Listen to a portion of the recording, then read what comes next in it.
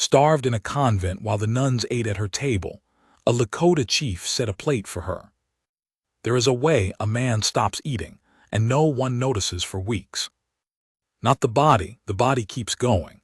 You chew what is placed before you, you swallow, you stand from the table. The body does not need permission. But the part of you that used to care about the taste of a thing, the part that used to reach for more, that part had gone quiet in me sometime around the second winter after my wife died.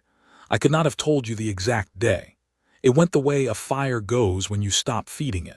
Not a moment. A slow going out. My name is Chayton Whitehorse. I was called Two Hawks by the whites who bothered to learn even that much, and I have no particular feeling about what you call me. I was the son of a chief, and then I was the chief, and now I am an old man sitting at a table in a house I built with my own hands on land that nobody wanted badly enough to take from me yet. And I am going to tell you about the winter of 1871, because it is the only winter that matters now when I look back at the whole long line of them. I will tell you about a woman. I will tell you what she did for me. And I want to be plain about it. She did not come to me looking for something. She did not come needing rescue or a provider or a strong arm. She came half dead and furious, and she saved my life. That is the truth of it, and I will tell it straight. We were camped in the River Break country east of the Powder in those years. A small band, smaller every season. The great hunts I remembered from my boyhood, the way the earth shook and you could smell the herd before you saw it, that low green grass smell of 10,000 animals moving, those hunts were finished. We knew it. We did not say it aloud, the way you do not say a man's death name while he is still breathing, but we knew. I had been chief for 11 years. My father had died well with dignity after a long sickness that he bore without complaint, and I had taken his place at 31 with a wife I loved and a son who was already showing his father's stubbornness in the set of his jaw. By the winter I am describing, my wife had been in the ground 2 years. My son was 15. He was becoming something I did not entirely recognize. Not worse, just changed, tuned to a different frequency, watching me the way a young man watches a father he is trying to understand before that father disappears. I did not know I was disappearing. When you are the chief, people do not say certain things to you. They bring you their troubles. They bring you the council's arguments, the young men's restlessness, the women's grief. What they do not bring you is the observation that you are barely present, that you sit at the fire and look at the fire without seeing it, that you ate half a bowl of stew last night and left the rest and walked away. Who is going to say that to the chief? Nobody. So nobody said it. I will tell you what a chief does with grief that he cannot show. He works constantly. He rides when there is no reason to ride. He hunts alone in the cold gray morning so that the work of tracking fills his head and leaves no room for the other thing. He makes decisions, good ones mostly, because the mind does not stop working just because the heart has gone silent. And he leads his people through another season and another and another, and somewhere in that long march of seasons, he loses the thread of why. That was where I was. The woman arrived in December. I know it was December because the river had a skin of ice that was not yet thick enough to cross with horses. The 3 trappers who brought her were already on the far bank yelling across the water in English, which 2 of us spoke. My friend Elk Standing spoke it better than I did. He had spent 2 years at a trading post and had a talent for languages I always envied, and he translated the parts I missed. They said they had found her walking alone on the prairie 3 days east. Just walking, they said. No horse, no supplies, a blanket wrapped around her that was more holes than wool. She had frostbite in 2 fingers of her right hand and was not in any condition to cross a river, but she had refused to go with them to the fort. She had apparently cursed them in 2 languages and tried to bite one of them. They did not know what to do with her. From where I stood on my side of the ice-skinned river, I could see her clearly enough.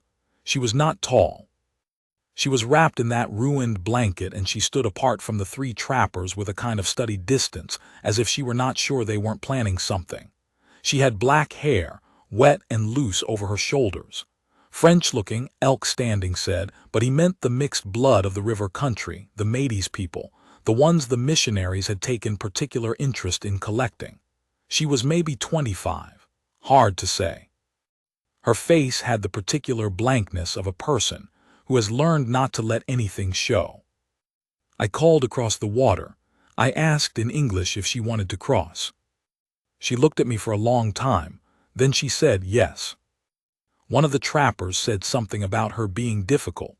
She ignored him with what I can only describe as professional precision. Then she stepped out onto the ice herself, before any of us had figured out the best way to bring her across, testing each step with the flat of her foot and moving without hurry, just watching the ice, and she crossed that river alone and walked up the bank to where I stood and stopped and looked at me. Her eyes were dark gray. I had not seen eyes that color before. They were calm in a way that had nothing to do with peace. The way a person's eyes go calm when they have decided that the worst has already happened. She said her name was Marguerite Devereaux. I said my name. She repeated it correctly on the first try, which surprised me. Most whites mangled it past recognition. She said it back to me the way she said it, the right sounds in the right places. And then she said, I need food and I need a fire and I need my fingers looked at. Not please, just the facts of what she needed, stated plainly. No performance of helplessness. No searching my face for whether I was going to turn her away. I took her to my lodge. My cousin Winona looked at the fingers. She said 2 of them would be all right and one she was less sure about, but she thought it would be all right too if it was kept clean and warm. Marguerite sat through this examination without flinching. Winona was not gentle. She did not believe in being gentle when there was work to do, and when it was over she said thank you in Lakota.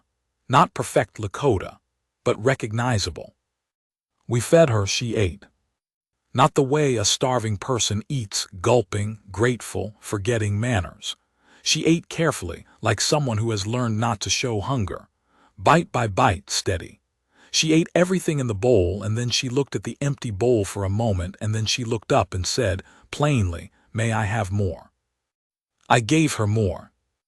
Later, after she slept for 14 hours on the robes Winona had laid out for her, she told me where she had come from. Not all at once. In pieces, the way a person tells a thing when they are still deciding how much they trust you. She had been raised in a convent school. Her mother had been Métis, Cree, and French, and her father had been an Irish trapper who had left when she was 3, and whom she did not remember except as a vague largeness, a smell of leather and tobacco. The convent was in Missouri, the Sisters of the Holy Name. She said this with nothing in her voice. No bitterness, no grief, just the naming of a fact. The convent took in mixed-blood girls. That was how it was described to the families, as charity, as salvation, as an opportunity. What it was in practice was free labor. The girls cleaned. They cooked. They served. They washed laundry until their hands cracked and bled in the winter cold. And the sisters ate at the table the girls had set, and wore the clothes the girls had pressed and slept in the rooms the girls had swept.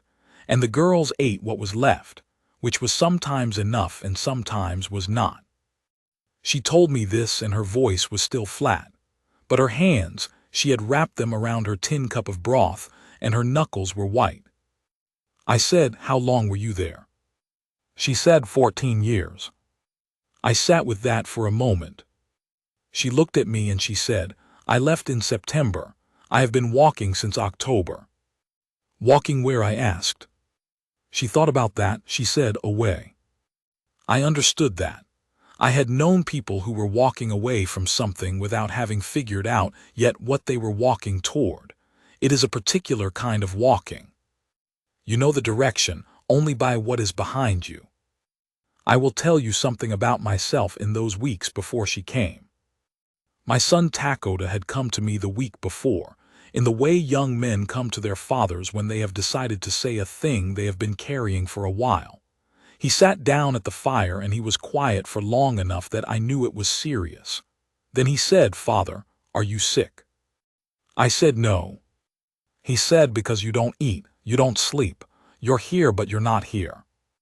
He said it plainly, the way boys say the truth when they are finally brave enough, and I could hear in it how long he had been holding it. I wanted to tell him he was wrong. I tried to find the words for that.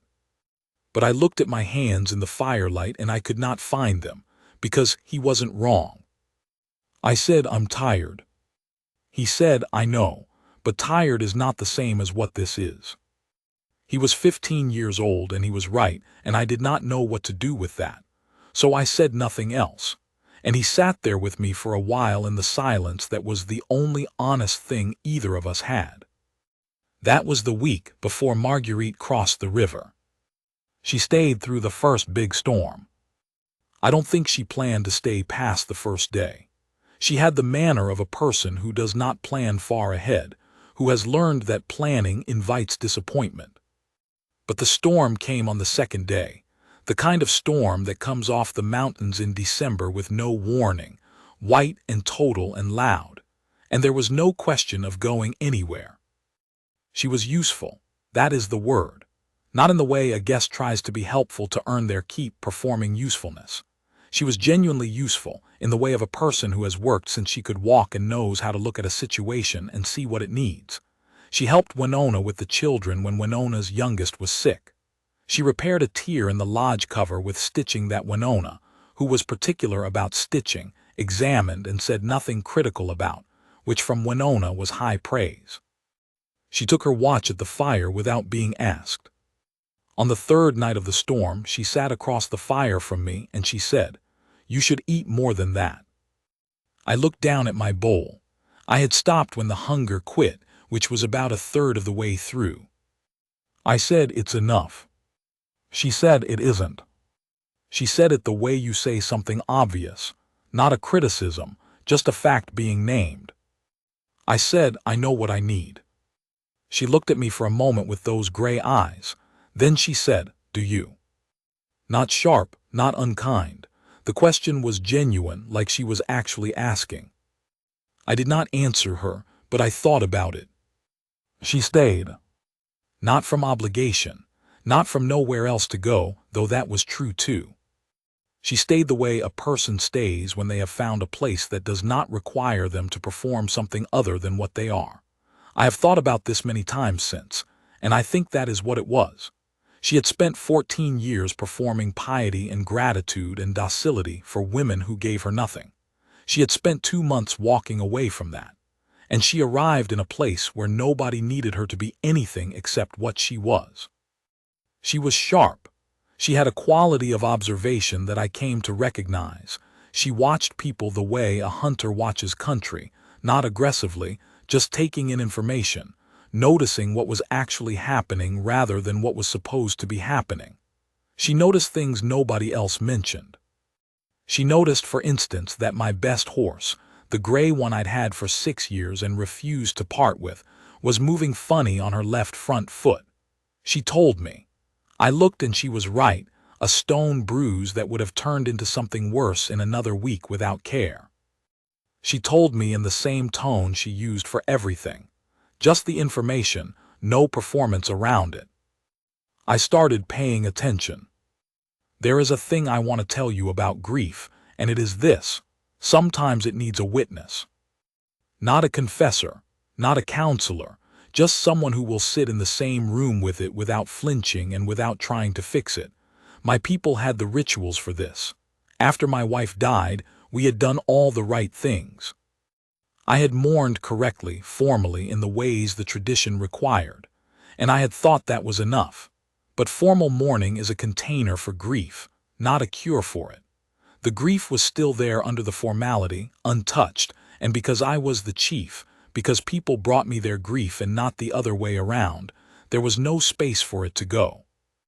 Marguerite did not ask about my wife, not for a long time, but she sat with me in the evenings when the day's work was done, and she was quiet in a way that wasn't silence exactly, it was presence. She was there. That sounds like nothing. It was not nothing. One night, maybe 3 weeks after the storm, she said, "Tell me about her." Just that, no preamble. I said, "Who?" She said, "The woman you're still talking to when you think no one is watching."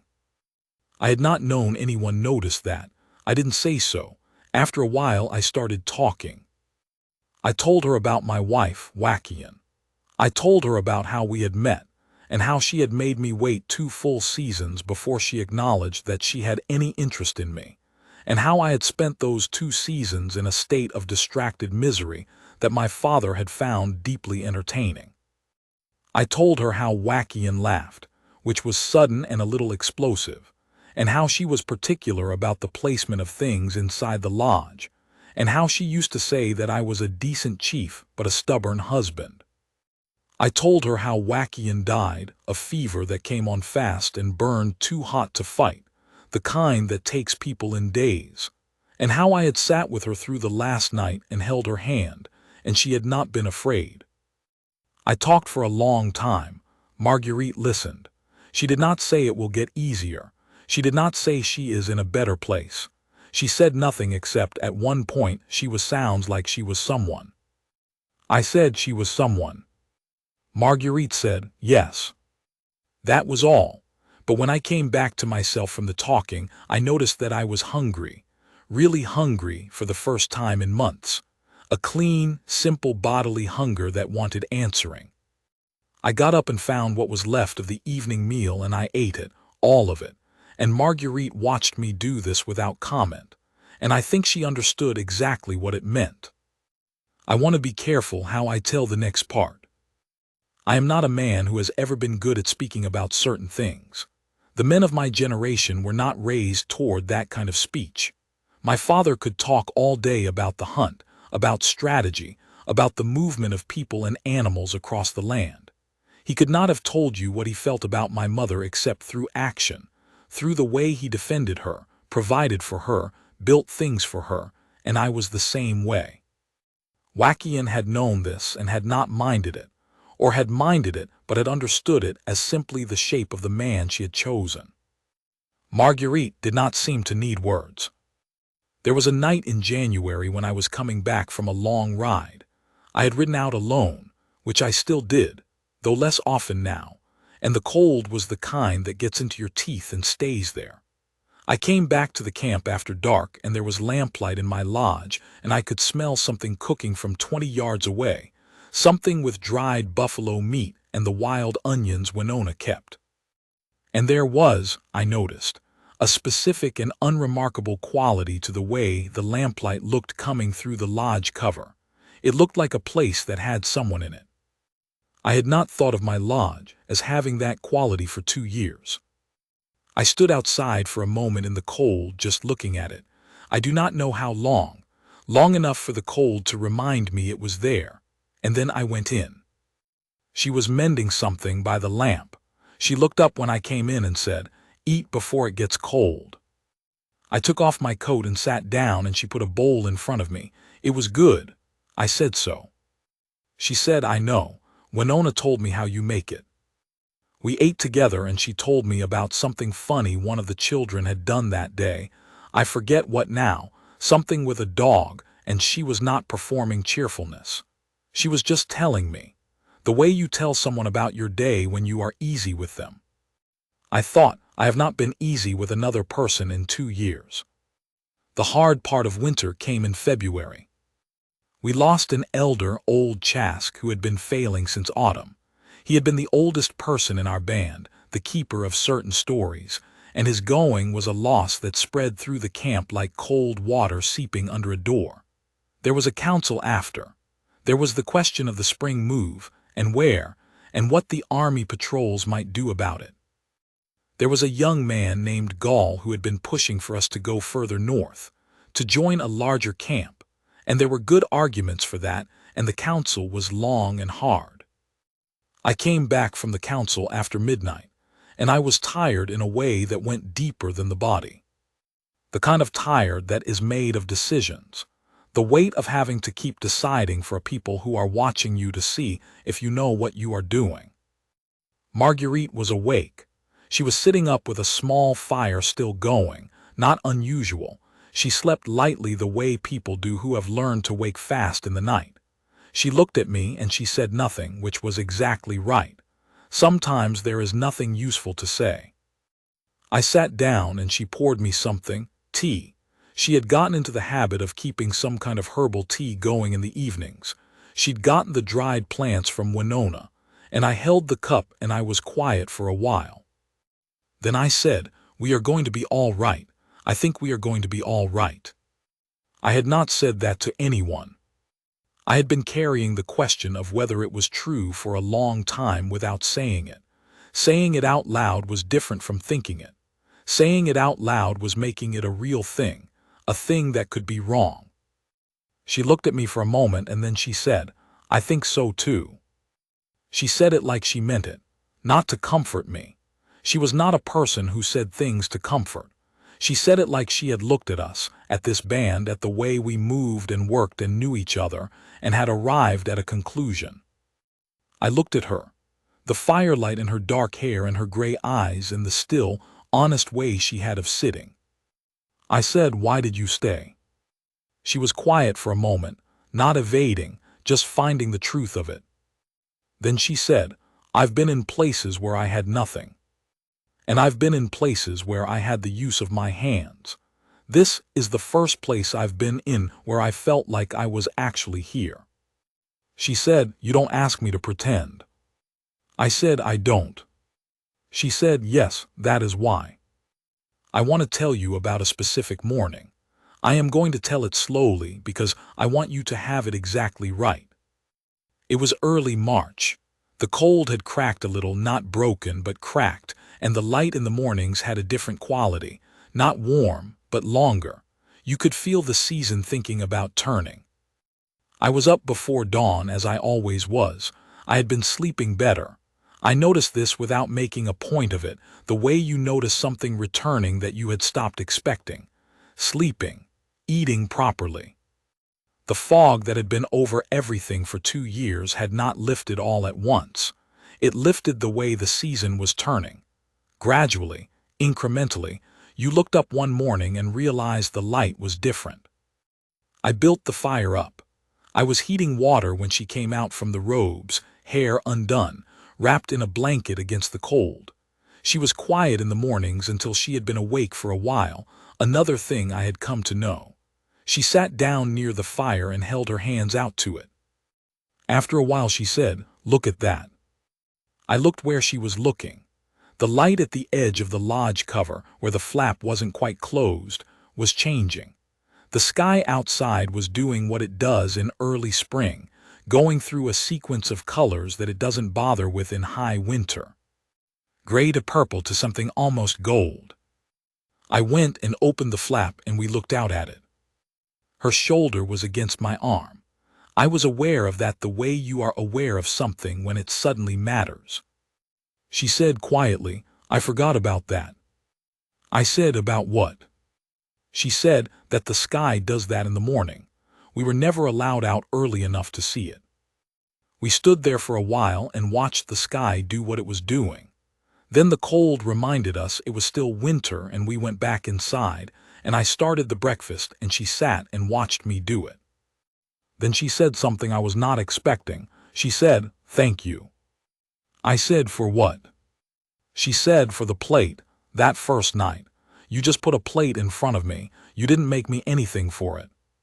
She meant the bowl of stew. She meant that I had fed her without asking her to be grateful, without making the feeding a transaction. I said, "You were hungry." She said, "Yes, but people have reasons for things."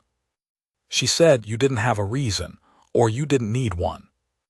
I thought about that, then I said, "Everyone needs to eat." She looked at me. There was something in her face that I want to try to describe correctly. It was not softness exactly. It was the look of a person who has lived a long time on a very small ration of simple, uncomplicated human kindness, and has just received a piece of it, and is recording the fact of it carefully, the way you record something rare and true. She said, "Yes, they do." Spring came. The band moved south and east, toward the river country where the grass came early. Marguerite came with us. There was no discussion about it. She came, and she rode the little bay mare I'd given her to ride because her foot had been bothering her on the long walks, and she rode well, better than she'd let on, which was her way, not to announce what she was capable of until you could see it. My son Lakota watched her, not the way a young man watches a woman, not with that kind of attention. He watched her the way he had been watching me, except that what he saw, I think, was different. He watched me with her. He watched the way I ate at meals. He watched the way I talked to the council, which had changed. I had more air in it now, more patience. He watched me in the mornings, when I was no longer thin-faced and hollow in the way I had been. One day in April, he fell into step beside me while I was checking the horses, and he said, without preamble, "I like her." I said, "Good." He said, "She's honest." I said, "She is." He was quiet for a while, checking the rope on a picket pin. Then he said, "You're back." I looked at him. He said, "You've been gone for 2 years and you came back. I don't know what happened, but you came back." He was not a boy who cried, my Lakota. He got that from me, which I was not always sure was a good thing. But I could see what the saying of it cost him, the 2 years of watching and being afraid and not knowing how to say it. And I put my hand on the back of his neck, the way my father used to with me, and I held him there for a moment. I said, "I'm back." That was enough. There were people in the camp who did not know what to make of Marguerite. Some of the women were kind to her, and some were reserved, and some were suspicious, and she moved through all of it with the same equanimity, neither pushing nor withdrawing. She had no performance of gratitude, no performed humility, no attempt to be less than she was to make anyone more comfortable. She simply was what she was, and she worked, and she was present. Winona, who was particular about people, told me one evening in a tone of mild surprise that the woman was all right. From Winona this was strong praise. I said I was glad to hear it. Winona said, with the directness she had always used with me since we were children, "You should keep her." I said, "That's her decision." Winona said, "Yes, and she is clearly not leaving, so tell her." I said, "Tell her what?" Winona gave me the look that she had given me since we were 12 years old, the look that meant you are not as complicated as you think you are. It was May. The river was running high with snowmelt, and the grass was green the way it gets for about 3 weeks in May, before the summer burns it back to yellow. We had made camp in a river bend I had known since I was a boy, a place my father had brought us. Good water, good grass, cottonwoods along the bank old enough to give real shade. I asked Marguerite to walk with me in the evening. We walked along the river, which was loud with the snowmelt, and the cottonwood seeds were blowing, which happened every May, that brief snow of white seed that drifts in the air and catches the light. She walked beside me without needing to fill the quiet with talk. After a while I said, "I want to say something to you." She said, "All right." I said, "This winter when I had stopped. I didn't know I had stopped. I thought I was just tired, just doing the work of leading people, just getting through. But I had stopped being inside my own life, and I didn't know it. I stopped walking." I said, "You sat across the fire from me and said, 'Do you know what you need?' And I didn't answer you then. I want to answer you now." She looked at me. She was very still. The cottonwood seeds drifted between us.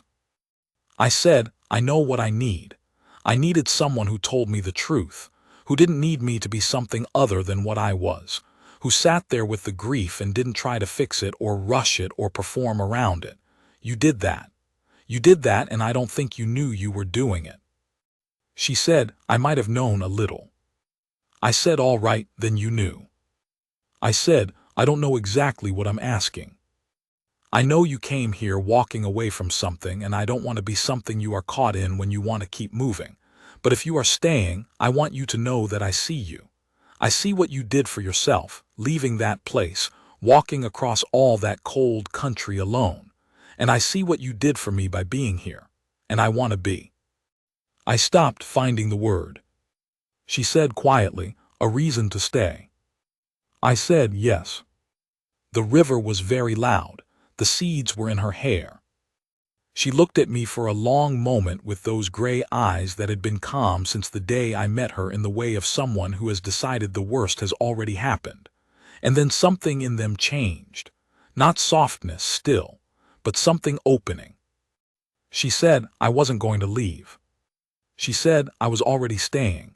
I was staying and I was hoping you would notice. I said I noticed. She reached up and took my hand, not dramatically, just took it. Her hand was rougher than my wife's had been, rougher than most women's. 14 years of work will do that to a hand, and she held mine and we stood by the loud river in the cottonwood snow, and that was the whole of it. That was all of it. I am not a man who has ever been good at making speeches about feeling. I stood there with her hand in mine and the river running, and I thought, there it is. There is the thing. The thing you lose track of, that you stop believing exists, that you stop looking for, and then it is simply there one evening by a river, and it is smaller and plainer and more real than you remembered it being. We have been together since then. That is more than 30 years now. We built the house on the land I told you about, the land nobody wanted badly enough to take. We had 2 children, a daughter and a son, and they are both grown now and living their own lives, and Marguerite still says they got my stubbornness, and she is right about that. The life we made was not easy. I do not want to make it sound easy. The years were hard in ways that I do not have time to tell you completely. The land that kept shrinking, the policies from Washington that arrived like new weather, the young men I could not stop from making choices that got them killed, the slow grinding weight of watching a way of life become something it had never been before. There were years that were very hard. There were years I did not know if I had the resource for another one. What I had was Marguerite. Not as a comfort. She is not a comfort in the soft sense. She is honest, and her honesty has sometimes required things of me that I would have preferred not to give. She told me when I was wrong. She told me when I was being a coward in the particular way that leaders are cowards, by refusing to admit a thing is beyond their power to fix. She told me once, about 15 years in, that I was treating my grief for the old ways like a personal failing, and she said, "It isn't. The world changed. That is not your fault. You can mourn it and still be here." She said that to me, and I sat with it for a long time before I could let it in. What she gave me from the very beginning was this. She was there, not performing being there, not there for any transaction, just present with her gray eyes and her roughened hands and her quality of telling the truth without cruelty and her particular silence that was not empty. She was there and she saw me, not the chief, not the grief, not the performance of either, just the man who was trying to carry his life and carry his people and had, for a while, forgotten why. That is everything. That is what I want to tell you it is.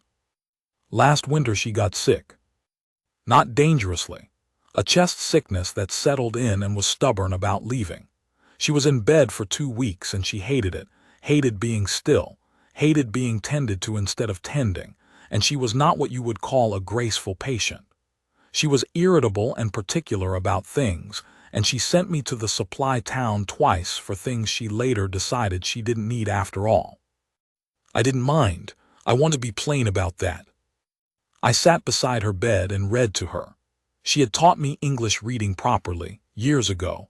It had been a project of several winters, and I brought her food and she ate it and complained about it. The way people complain about things when they are scared and don't want to say so, and I sat with the fear of that, which was a different fear than any I had lived with before. On the 10th day she was clearly better. You could see it before she would admit it. The color was back and she was sitting up and her eyes had their ordinary sharpness. She looked at me. I had been sitting in the chair by the window, reading or trying to, and she said, "You haven't left this room in 3 days." I said, "I know." She said, "You should go out, ride. The gray one needs exercise." I said, "Later." She said quietly, "Chaitin." I looked at her. She said, "I'm not going anywhere." It was what I had needed to say to her once, 30 years ago, standing by the loud river. She was saying it back to me now. I'm not going anywhere. I said, I know. She said, no, look at me. I looked at her. The gray eyes, older now, more lined at the corners, but the same quality, the same presence. She said, I have been right here for 30 years. I intend to be here considerably longer. You're not getting rid of me that easily. I said, I'm not trying to get rid of you. She said, good. Then stop looking at me like I'm already gone. I sat with that. Then I got up from the chair and I sat on the edge of the bed, and she moved over and we sat there together with the winter light coming through the window, and after a while she put her head against my shoulder. She does this sometimes, still. Not often. She is not a person who does things often. The infrequency is part of why it means what it means. And I put my hand against the back of her head, and we sat like that while the light moved across the floor. I thought about the winter she arrived, the river with its skin of ice, the way she had walked across it alone without waiting to be helped, the way she had sat across the fire from me and said, do you know what you need? I thought about my son telling me, you're back. I thought about what she had given me by just being present. Just honest. Just there, without condition, without transaction, without performance. Just a woman who had walked across a lot of cold country and arrived in a place where nobody asked her to be other than what she was, and stayed. And in the staying, in the plain fact of her choosing this place and this life and this man, had pulled that man back into his own life as surely as if she had reached into the river and pulled him out of it. The light moved. Her breath was slow and even. Outside somewhere, the gray mare was moving in the small pen, her hooves quiet on the frozen ground. I held her there, and I was not going anywhere either.